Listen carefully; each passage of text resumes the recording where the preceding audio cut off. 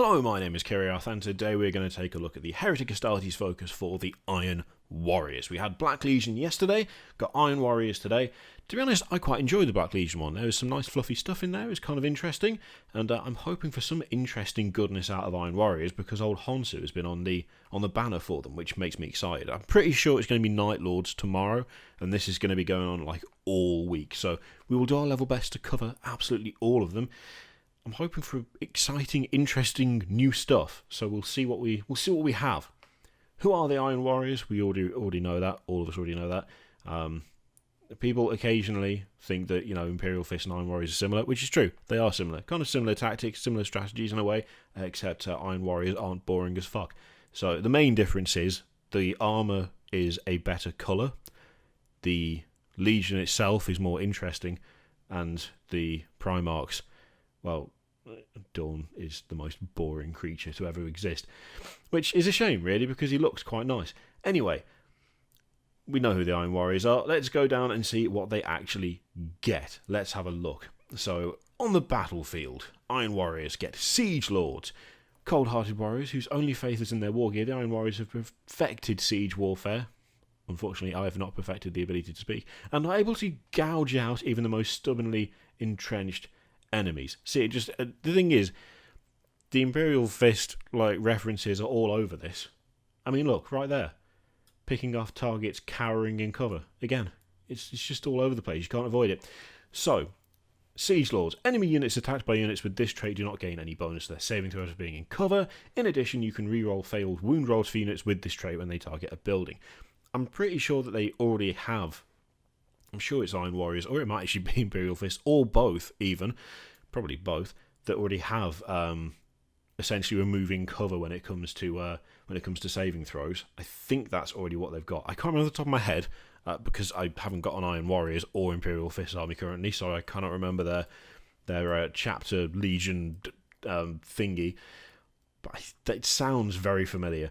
In addition, you can reroll failed wound rolls for units with this trait when they target a building. I feel like I've read that before as well, and I feel like that was underwhelming the first time too. The thing is, don't get me wrong, it's thematic, it's fluffy, it works well for this particular Legion. It's just so situational compared to a lot of the others. Like, rerolling failed wound rolls for units with this trait when they target a building is fine, unless you go multiple games without anyone ever using a building, which, to be honest, happens. I mean, I can't think of anyone I play against who uses buildings. So, that's just not even relevant for me. It's like, I get it, I just don't think it's that great. It's not that. It's kind of interesting, but maybe not as helpful as it could be. Yeah. Okay, Obliterators. Let's talk about Obliterator. I love the models for these. I really do. They look quality. Admittedly, I'm a bit annoyed because Games Workshop has done what I was converting Storm Fiends to be, but sure, they do look good. Except for that guy's weird toe situation. Don't like that. Anyway, what do Obliterators got a special relationship with Iron Warriors? Iron Warriors love Obliterators. Back in whatever edition it was, you could, I think it was third. You could remove the restriction, because everyone else had a restriction of 0 to 1 for Obliterators, and Iron Warriors did not have the restriction. You could take as many of them and fill out all your heavy support slots with Obliterators if you really wanted to, of which you could have 4, which was quality, except Obliterators came in packs of 1. They were metal, they were expensive, and as such, I never did that, because, oh dear God, screw putting that many Obliterators together and trying to paint them, not having it at all. Okay, so, there we go. The first of the traitor legions to make widespread use of a Chaos Technovirus to create the weapon hybrids known as Obliterators. They love them. Big fans. Devastation Battery, 1 command point. So this is a specialist detachment in Vigilus of Blaze, although I know that does not say anything about it just being Iron Warriors. Interestingly, so, I mean, it's in the Iron Warriors focus, but it's not an Iron Warriors specific stratagem. Detachment stratagem, it's just, I think anyone can use it. So, When enemy fortifications or armoured forces must be brought low, many Chaos Lords will gather their most destructive followers together to focus their tremendous firepower. Use this stratagem when choosing your army. Pick a Chaos Space Marine detachment from your army to be a Devastation Battery Specialist detachment. So Legion Chaos Lords, Warpsmiths, Havocs and Obliterators. In that detachment, gain the Devastation Battery keyword. Okay, I mean, it's creating a little detachment in the game. Right, Warsmiths. I'm assuming they're going to expand on that at some point. So, Warsmiths. That is such a good model. It's still a good model. It really is. I like it. It's still good. It's held up. It's held up remarkably well, that. It really has. It's maybe showing its age a little bit in the posing, but the overall, like the overall quality of that is still pretty damn good. It's still just so Iron Warriors. It's good. I like it. Wouldn't mind a new one, but you know, it's still effective. Anyway, Lords of the Iron Warriors hold the honorary title of Warsmiths. Though their ranks and specialisms within the Legion can vary, the majority of Iron Warriors Warsmiths are formerly Chaos Lords. If your Warlord hails from a Devastation battery, you can give them the Armor Bane Warlord trait, which will greatly augment your anti-tank capabilities on the battlefield, especially when combined with a Chaos Lord's aura ability to reroll hit rolls of 1 as well. The Warsmith seemingly has nothing to do with this whatsoever, but sure. Armor Bane. Adept at meeting and stopping enemy size, this warrior instinctively knows how to blunt an armoured counter-attack. Reroll wound rolls of 1 for attacks made by friendly Devastation battery units that are within 6 inches of your warlord if the target is a vehicle. Okay, cool. That's fine. That's alright.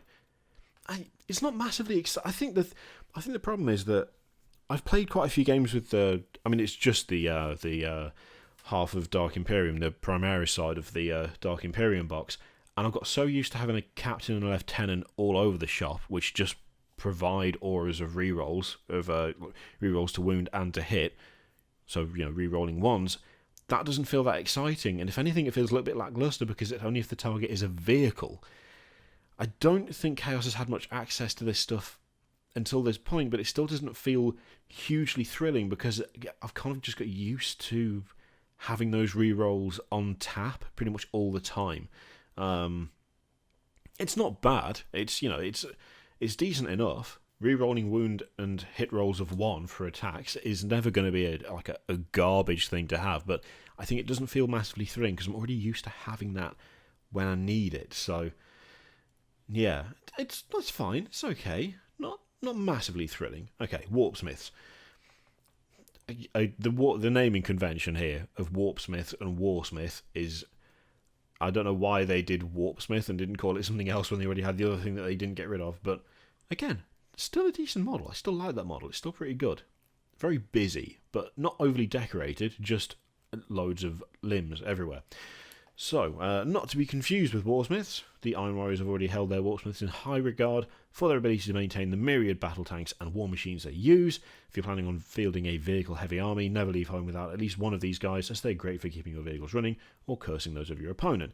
So essentially you can repair a Legion vehicle, other than vehicles that can fly, standard tech marine fare, 1d3 lost wounds, but they can also curse a single enemy vehicle within 18 inches, roll a d6, on a roll of 2, plus that vehicle suffers 1 mortal wound. A vehicle cannot be repaired or cursed by more than 1 Warpsmith in the same turn. To be honest, I quite like that. I quite like that little addition of, just being able to chuck out a mortal wound. Admittedly, a roll of 2+, it's so close to being guaranteed that it's a little, I don't know, it's just weird. It's like on a roll of 2+, that vehicle suffers 1 mortal wound. It feels like the risk-reward thing doesn't really exist for that particular ability, especially if you don't actually have anything that requires any attention, like repair-wise. But that 1 mortal wound could just wipe out a vehicle. You could just be cheeky and just throw it out there, and if it's got 1 wound left, there you go. Yeah, okay, that's fine.